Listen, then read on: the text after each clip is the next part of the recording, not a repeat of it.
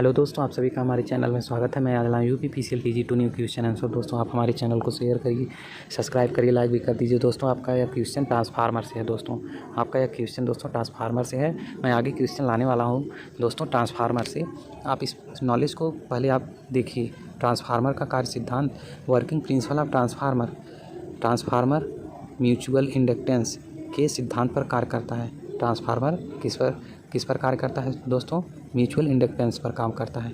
Inductance का अस्तित्व केवल AC परिपथ में होता है तथा ट्रांसफार्मर में केवल AC सप्लाई पर कार्य कर सकता है, DC पर नहीं। दोस्तों आपका आगे है ट्रांसफार्मर की संरचना। अब देखिए दोस्तों, ट्रांसफार्मर की संरचना कैसे होती है, यहाँ पर ध्यान दीजिए। ट्रांसफार्मर की दो प्रकार की वाइंडिंग स्थापित की जाती है। पहला क्या है, प्राइमरी वाइंडिंग, और दूसरा है सेकेंडरी वाइंडिंग। और पहले में क्या है दोस्तों, जिस वाइंडिंग को विद्युत स्रोत से संयोजित किया जाता है वह प्राइमरी वाइंडिंग या प्राइमरी कहलाती है। और सेकेंडरी क्या होता है दोस्तों, जिस वाइंडिंग को लोड कोष्ठक में विद्युत शक्ति का उपभोग करने वाली युक्ति से संयोजित किया जाता है वह सेकेंडरी वाइंडिंग या सेकेंडरी कहलाती है। ट्रांसफार्मर वाइंडिंग को स्टील, यहाँ पर देखिए ध्यान से दोस्तों, ट्रांसफार्मर वाइंडिंग को स्टील स्टैपिंग से निर्मित कोड पर स्थापित किया जाता है। दोस्तों ट्रांसफार्मर का वर्गीकरण, क्लासिफिकेशन ऑफ ट्रांसफार्मर, यहाँ पर ध्यान दीजिए दोस्तों, क्या होता है। वैद्युतिक कार्यों में प्रयोग किए जाने वाले ट्रांसफार्मर का वर्गीकरण कई प्रकार से किया जा सकता है, जो निम्न प्रकार है। दोस्तों आपका आगे है पहला, ये दोस्तों 7 प्रकार के होते हैं, 7 प्रकार के। और आपका पहला है आउटपुट वोल्टता के आधार पर, on the basis of output voltage. दोस्तों आपका इसमें आउटपुट वोल्टता के आधार पर 2 होते हैं, उच्चायक ट्रांसफार्मर तथा अपचायक ट्रांसफार्मर। दोस्तों दूसरा है क्रोड के संरचना के आधार पर, जिससे मैं आगे अभी फिगर लाया हूँ दोस्तों, उसमें आपको सारी चीज़ें समझ में आ जाएंगी। क्रोड के संरचना के आधार पर पहला है क्रोड प्रकार का ट्रांसफार्मर, दूसरा सेल प्रकार का ट्रांसफार्मर, तीसरा बैरी प्रकार का ट्रांसफार्मर।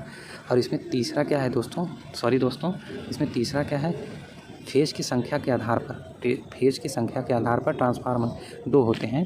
पहला क्या है दोस्तों, सिंगल फेज ट्रांसफार्मर, दूसरा 3 फेज ट्रांसफार्मर। अब आगे है दोस्तों फिगर।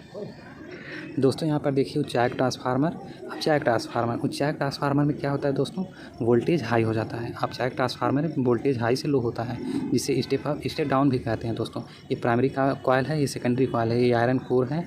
और यहाँ पर देखिए दोस्तों, आप डेमो देख सकते हैं, 110-120 वोल्ट है, यहाँ पर बढ़ रहा है, 220-240 वोल्ट हो जा रहा है। इसमें क्या हो रहा है दोस्तों, ये प्राइमरी कॉइल, ये सेकेंडरी कॉइल, 220-240 वोल्ट है, यहाँ पर लो हो रहा है, 110-120 वोल्ट हो रहा है।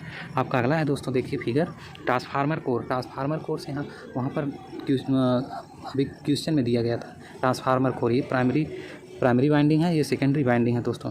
NP टर्न्स यानी turn, secondary current, primary current क्या होता है, IP होता है इसका, और इसका IS होता है। ये प्राइमरी वोल्टेज, ये सेकेंडरी वोल्टेज, ये हाई होता है, ये लो होता है। ट्रांसफार्मर का कोर यही है दोस्तों, ये मैग्नेटिक फ्लक्स उत्पन्न कर रहा है यहाँ पर, ये मैग्नेटिक फ्लक्स, ये एरिया मैग्नेटिक फ्लक्स उत्पन्न कर रहा है, जिसे 5 से निरूपित करते हैं या दर्शाते हैं।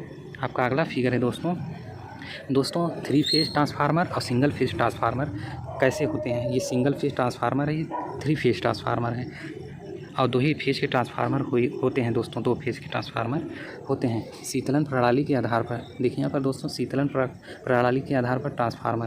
अब देखिए क्या होता है, पहला प्राकृतिक रूप से शीतलित ट्रांसफार्मर और दूसरा तेल द्वारा शीतलित ट्रांसफार्मर। और तेल द्वारा शीतलित ट्रांसफार्मर में 2 होते हैं, ये रहा 2। प्राकृतिक रूप से तेल द्वारा शीतलित मतलब जैसे हवाओं से जो हवा लगता है, जो ट्यूब होता है साइड में ट्रांसफार्मर के निकला होता है, उससे ये शीतल होता है। और ऑयल ब्लास्ट का शीतलन, जो ऑयल से मतलब तेल से शीतलन होता है। और तीसरा क्या होता है, जल द्वारा शीतलित ट्रांसफार्मर, जल से। और चौथा क्या होता है दोस्तों, चौथा है वायु द्वारा शीतलित ट्रांसफार्मर। आपका अगला है दोस्तों, ये रहा दोस्तों, देखिए यहाँ पर ध्यान दीजिए, शीतलित ट्रांसफार्मर कैसे होता है। ये कूलिंग ट्यूब है, ये रहा दोस्तों, जो अभी मैं बता रहा था कैसे शीतलित होता है वायु द्वारा। इसमें जब वायु क्रॉस होता है दोस्तों ऐसे, और शायद जिस तरफ से प्राकृतिक जो वायु होते हैं उससे जब क्रॉस करता है तो इसे कूलिंग ट्यूब कहते हैं, इससे जो है शीतल होता है दोस्तों। ये लो वोल्टेज ब्रश है, और ये ब्रीदर है, ब्रीदर से ही भी जो है शीतलन प्रदान होता है। Conservator tank. दोस्तों आप हमारे चैनल को शेयर करिए, सब्सक्राइब करिए, लाइक भी कर दीजिए दोस्तों। मैं ऐसे क्वेश्चन लाता रहूँगा दोस्तों, आगे मैं ट्रांसफार्मर से क्वेश्चन लाने वाला हूँ। आप हमारे चैनल को सब्सक्राइब करिए, धन्यवाद।